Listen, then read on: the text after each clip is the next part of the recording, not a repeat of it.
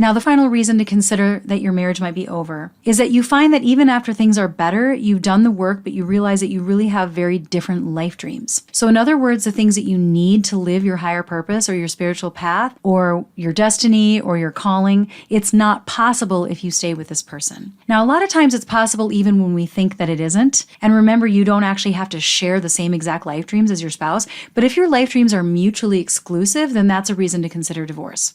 So for example, let's say you must have children as part of your life dreams and your spouse must not in order to live theirs. That's obviously not going to work without compromising one person so much that there would always be loss and there would always be resentment associated with the marriage. Or let's say your life dream is to have lots of connections with extended family and you're spending a lot of time with them and you live nearby, and your spouse's dream is living off grid and isolated, right? That's their dream.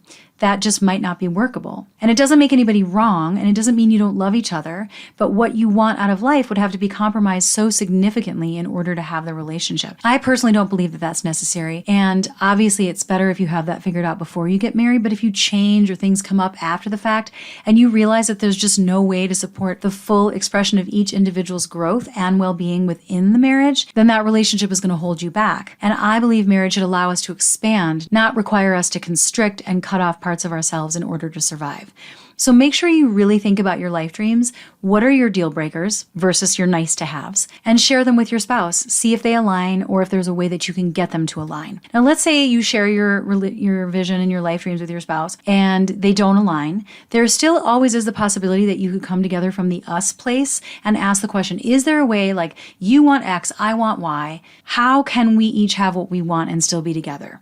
Let's think outside the box. You can get really creative and think of unconventional ways to accomplish staying together, even with separate life dreams. Your marriage just might look a little different than the average marriage. It's absolutely possible and it can result in growth, but only if it won't create resentment. That's the thing. If it does, then it's okay to say, you know what, this marriage no longer works.